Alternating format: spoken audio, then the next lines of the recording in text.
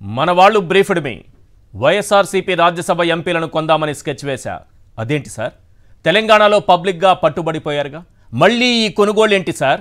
What I'm saying, అక్కడ పట్టుబడిన తరువాత కూడా 23 మంది వైఎస్ఆర్సీపీ ఎమ్మెల్యేలను మనం కొనలేదా? వాట్ ఐఎమ్ సేయింగ్, ఒక్కొక్కరికి 40 కోట్లు ఇద్దాం, కాదంటే 70 కోట్లైనా ఇద్దాం, ఆ విధంగా ముందుకు పోదాం. మన పార్టీలో చేరేవారిని ముందుగా రాజీనామా చేయాలని చెబుదాం, మళ్ళీ మీకే టికెట్ అని నమ్మిద్దాం. 6 నెలల్లో రాజ్యసభ ఎన్నికలు రాగానే సమీకరణలు మారాయని అబద్ధం చెబుతాం. కడాన మన పార్టీ నాయకులను రాజ్యసభ ఎన్నికల్లో గెలిపించుకుందాం. ఎలా ఉంది నా స్కెచ్? అచ్చంగా చంద్రబాబు స్కెచ్ ఇదే కాకుండా ఆల్మోస్ట్ ఇదే. 770 కోట్లు బ్రీఫ్ కేసులో పెట్టుకుని తిరుగుతున్నారు మన బ్రీఫ్డ్ బాబు.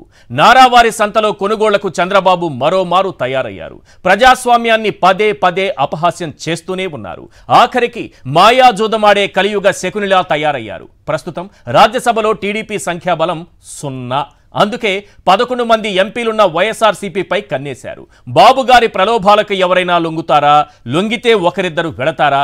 అసలు ఎవరు వెళ్లరా? ఇది కాదు పాయింట్.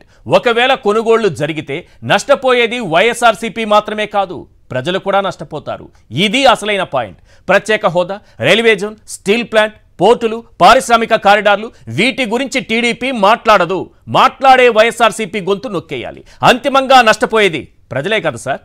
బాబు ఎప్పుడైతే 770 కోట్లు రెడీ చేసుకుని సంతకు బయలుదేరారన్న వార్త బయటకు వచ్చిందో, ఓటుకు కోట్లు కేసులో ఆనాడే బాబుకు శిక్ష పడి ఉంటే ఈ కొనుగోళ్లు రిపీట్ అయ్యేవి కావని ప్రజలు చర్చించుకుంటున్నారు. ఇదే అంశంపై ప్రధానంగా 10 పాయింట్లు వారి నుంచి వినిపిస్తున్నాయి. అవేంటో ఒక్కసారి మనం స్క్రీన్ పైన చూద్దాం. వైఎస్ఆర్సీపీ రాజ్యసభ ఎంపీలను కొనేందుకు బ్రీఫ్ కేసులో 770 కోట్లు రెడీగా పెట్టుకుంది ఈ బ్రీఫ్డ్ బాబే. పాయింట్ నెంబర్ 2, సుప్రీంకోర్టులో ఓటుకు కోట్లు కేసు నడుస్తున్నా మళ్లీ శకునిలా మాయా జూదానికి తెరతీసింది ఈ బ్రీఫ్డ్ బాబే. పాయింట్ నెంబర్ 3, నారావారి సంతలో పశువుల కొనుగోలుపై 2019లో ప్రజలు బుద్ధి చెప్పిన తీరు మార్చుకోంది ఈ బ్రీఫ్డ్ బాబే. పాయింట్ నెంబర్ 4, తెలంగాణలో ప్రభుత్వాన్ని కూల్చే కుట్రలో ఎమ్మెల్యేని కొంటూ అడ్డంగా దొరికిపోయింది ఈ బ్రీఫ్డ్ బాబే. పాయింట్ నెంబర్ 5, డైరెక్ట్గా ఫోన్లో మాట్లాడుతూ మన వాళ్ళు బ్రీఫ్డ్ మీ, నేనున్నానంటూ కాల్ రికార్డింగ్లో పట్టుబడింది ఈ బ్రీఫ్డ్ బాబే. పాయింట్ నెంబర్ 6, ఓటుకు కోట్లు కేసు నుంచి బయటపడేందుకు రాష్ట్ర ప్రయోజనాలు తాకట్టు పెట్టి పారిపోయి వచ్చింది ఈ బ్రీఫ్డ్ బాబే.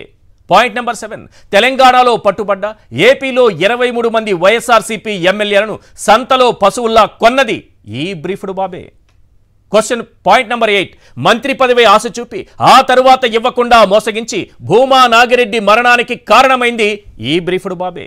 పాయింట్ నెంబర్ 9, అవినీతి సొమ్ముతో కొనుగోళ్లు వ్యాపారం మొదలుపెట్టి ప్రజాస్వామ్యాన్ని అపహాస్యం చేస్తోంది ఈ బ్రీఫ్డ్ బాబే. పాయింట్ నెంబర్ 10, తన రాజకీయ అవసరాలు తీరాక బంధువునైనా బయటోడినైనా పార్టీ నుంచి మెడబట్టి గెంటేసేది ఈ బ్రీఫ్డ్ బాబే.